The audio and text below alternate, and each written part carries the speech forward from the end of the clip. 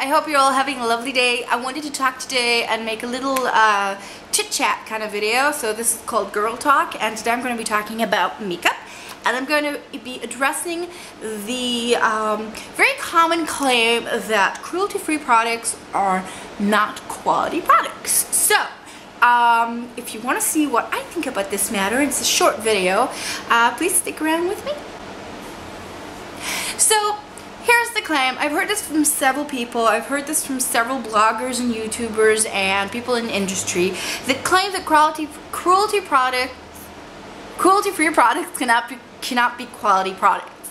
And that claim, just as a claim, is kind of ridiculous, because when you look down on what you have in selection, it's pretty stupid. One of the ways of addressing this claim is really that the fact is that up to not long ago, there were a lot of famous, very well-known, very well-appreciated, very well-used companies that were cruelty-free, and they've turned non-cruelty-free in the past years. These are very high quality, or at least known for their high quality in terms of certain products. Which common companies do I mean? Well, I mean, first of all, like MAC, for instance, that famous company that everybody talks about and is so well known, and a lot of YouTubers here are huge MAC fans. The fact is that MAC used to be cruelty free, and because they wanted to go into China, and because they were, what's the word, purchased? Is that the word when you talk about a company buying another company? Purchase, is that the word? By Estee Lauder, they turned non-cruelty free. Did their products change at all? No. They didn't. They were the same products. The only difference is that now they had to test them on animals in order to get them into the Chinese market. Another good example for this is Urban Decay. Urban Decay is still out of the Chinese market, but they were bought by L'Oreal, which does test their products on animals, and that's why for some people Urban Decay is kind of in the grayish. They don't test on animals, but they're owned by a company that does. Before 2011, maybe, I can't remember the exact year, Urban Decay was one of the options that a lot of cruelty-free people really went for. I mean, they have amazing products, I won't lie. I mean, I look at I don't use them, I don't buy them, I don't purchase them, but I definitely am aware of swatches, and I watch a lot of stuff, and I'm completely aware of what's going on in the industry, don't get me wrong. And they're definitely high quality stuff, and from what I've tried from them back in the day, or from what I've seen on my friends, they are very high quality. Nothing changed about their quality just because they turned cruelty free. So there's nothing about cruelty free that makes something quality or non-quality. I got my claim all mixed up. What I meant is there's nothing about testing on animals that makes something more quality worthy. And that claim is one of the stupid claims that I've heard. Now, the other way that certain people claim this, or the reason they claim this, is because they say that the bigger the company, the more it's going to want to go into the Chinese market, which I kind of understand that in terms of corporations and stuff, and the finance world. But and their claim is that all the big companies are doing that move, and only these companies have quality products. So it's kind of like, not, if you're talking about the connection, oh god, I'm going back to like my classes in statistics and research. It's not a cause, it's not a connection that's a cause and result. I'm thinking about the Israeli terms, please forgive me if I'm not, the Hebrew terms, if I can't pronounce them right. So the other claim is, it's not that it's a cause and result connection, more of it's just a connection that they have between them, that one doesn't lead to the other, but it does exist as a connection. So one way that you could say this is that, well, I'm trying to think of an example to make this more understood, but if you didn't take classes about explaining this. For instance, okay, a cause and result could be that all redheads, my constitutional professor would be really proud because we're using the redhead examples. All redheads burn fast, get sunburned easier and faster than people with lighter hair.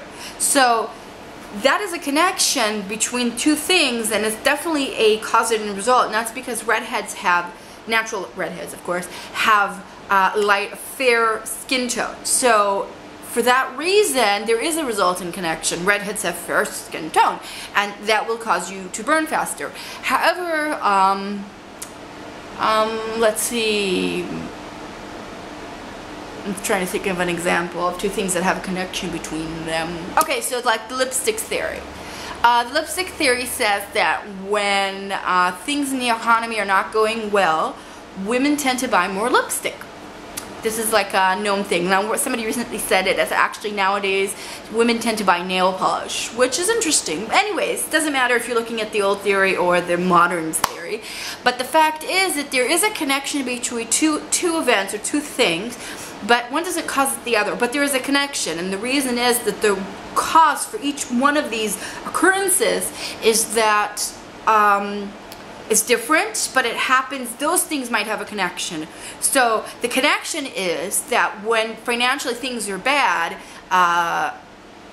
women, in general, people tend to feel more depressed, and one of the things that cause people to feel better about themselves, or women to feel better about themselves, is when they go out and buy a new lipstick because of a new color.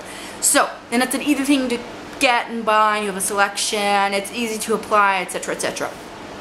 So those things have a connection between them, but it's not a cause and result connection. So that is what they're claiming, that there is a connection between quality products and non-cruelty free stuff, but it's not necessarily a cause and result. So you have Urban Decay, which are highly present, they're not cruelty free, because there's no way that a big company that's so quality is not going to go into the Chinese market or not going to test on animals at some point of the game. So that is not true simply by pointing out other companies that are cruelty free and have extremely high quality stuff.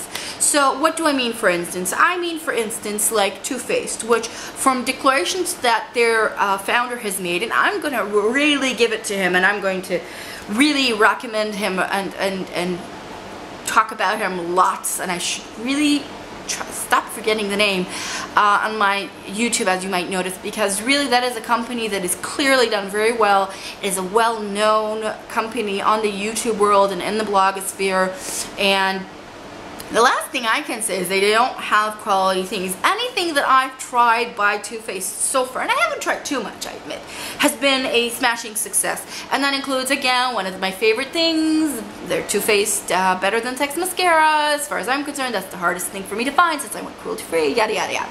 Anyways, that is one of the companies that I highly recommend. They're big, they're doing really well, and they're high quality products. So, and they're still cruelty free. So there you go, there's one option. Another option, for instance, is The Balm. The Balm, if you don't know, is cruelty free, and they have some wonderful products. I mean, their famous Nude, Meat Matte, all kinds of eyeshadow palettes that have done very well. Their lipsticks have done really well. I haven't heard about their mascara, and actually I was thinking about buying it. If you know anything about this mascara I've tried, you could write me down below and tell me what you think about the mascara. I'd like to hear your opinion.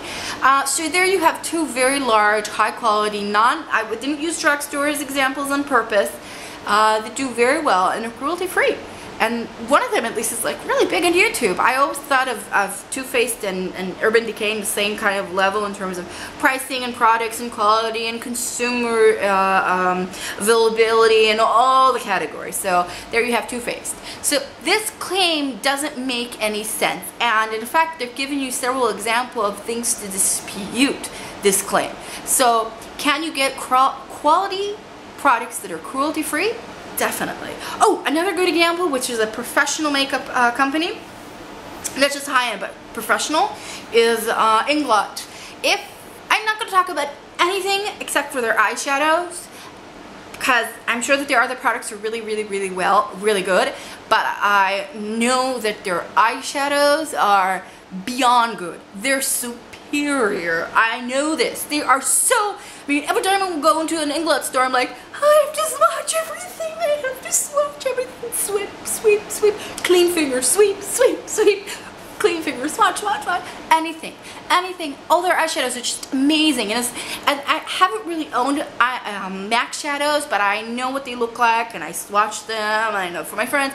And I gotta tell you, even if MAC was cruelty free, and I'm not talking about specific eyeshadows, because there might be some eyeshadows that, okay, MAC is superior to Inglot, but in the general scheme of things, Inglot's shadows are hell of a lot nicer than MAC, and at least in most parts of the world, from what I've seen, ink blotters are also cheaper than MAC.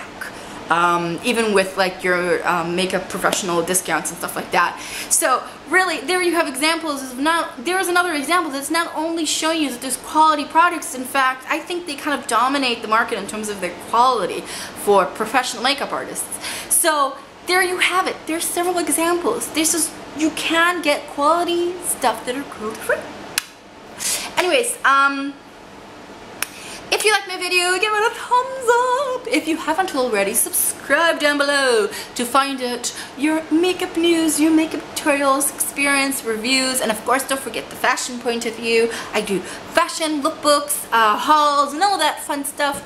Don't forget to check out my blog, which will be down below, that has just gives you a little bit more, and my Instagram, Twitter, Facebook, and my blog page, as I said, will be down below. Oh no, Pinterest, did I say Pinterest? All will be down below, so you can go check it out, subscribe to what interests you. As always, have a lovely day and stay strong. Bye.